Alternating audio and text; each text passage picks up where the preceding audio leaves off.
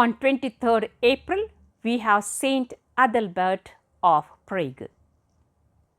The boy named as Wojtek, who would be known as Saint Adalbert, was born to a family of nobility in the Central European region of Bohemia during the mid-900s. When the boy became seriously ill during his childhood, his parents resolved that they would offer their son to God as a priest if their prayers for his survival were granted.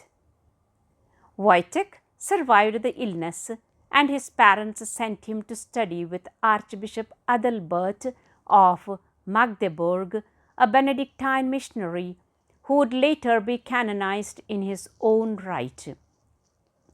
The Archbishop gave the young student his own name at confirmation, setting an example that the boy would follow in his own life as a bishop, missionary, and monk. The young Adalbert was 25 when his mentor died in 981. He returned to his native Bohemia, where Bishop Adalbert of Prague ordained him a priest 2 years later. However, the end of Adalbert's life provided the young priest with an instructive example that would remain with him until the end of his life. During his last illness, the bishop became terrified of his impending judgment, confessing that he had neglected his spiritual duties even in favor of wealth, honors, and pleasure. After watching his bishop die on the verge of despair, Adalbert immediately resolved to live his own life in a more penitential spirit than before. He began wearing a hair shirt and distributing his money to the poor. Soon he would be chosen to replace the bishop whose agonizing death had shown him the gravity of spiritual leadership. Adalbert was consecrated as the Bishop of Prague just months after becoming a priest. It is an easy thing to wear the mitre and a cross, Adalbert reflected, but it is a most dreadful circumstance to have an account to give of a bishopric to the judge of the living and the dead. The bishop took steps to reform the finances of his diocese, ensuring that his own expenses made up only a small portion of the budget. Meanwhile, he slept on the floor, fasted regularly, gave sermons almost daily, and visited poor neighborhoods and prisons. But in 6 years of constant prayer, fasting, and preaching, Bishop Adalbert made little headway among the Bohemians.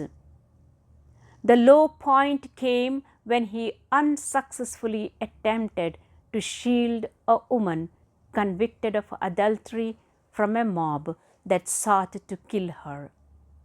He responded by excommunicating the murderers, but the public seemed to favor them rather than the bishop. Frustrated and dejected, Adalbert journeyed to Rome and asked Pope John XV for permission to retire from his diocese in 989. He joined a Roman monastery and purposely took on its most undesirable tasks of work and maintenance.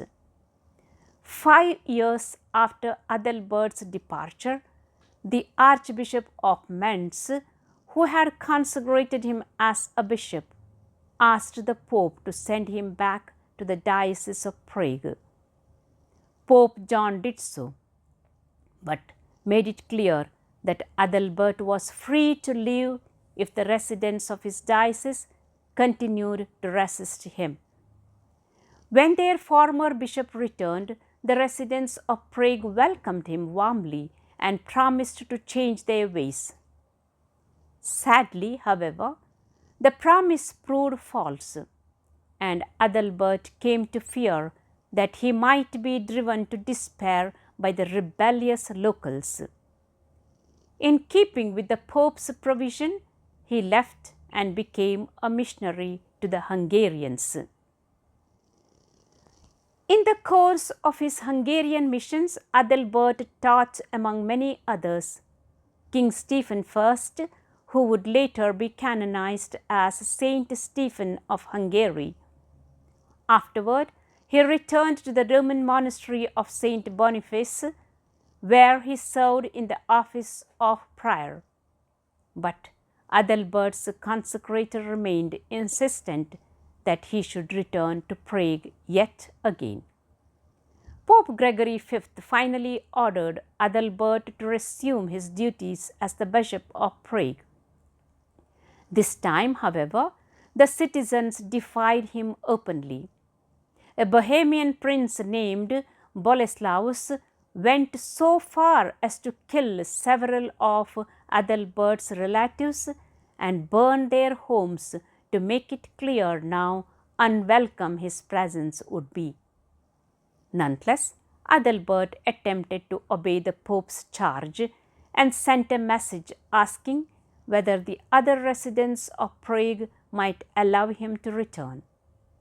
The response he received indicated he should not come back and would be in danger if he chose to do so. Rejected by his own people, Adalbert decided to begin a mission to the pagan tribes in Poland and northeastern Germany.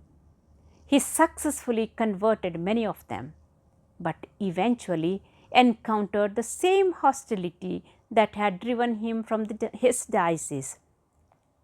This was partly because he denounced the native practices of tree worship and human sacrifice, but also because he was suspected of being a Polish spy. A pagan priest eventually captured Adalbert and his two companions, binding them and taking them hostage while they slept. Adalbert prayed aloud, offering his own life to God and begging forgiveness for his attackers.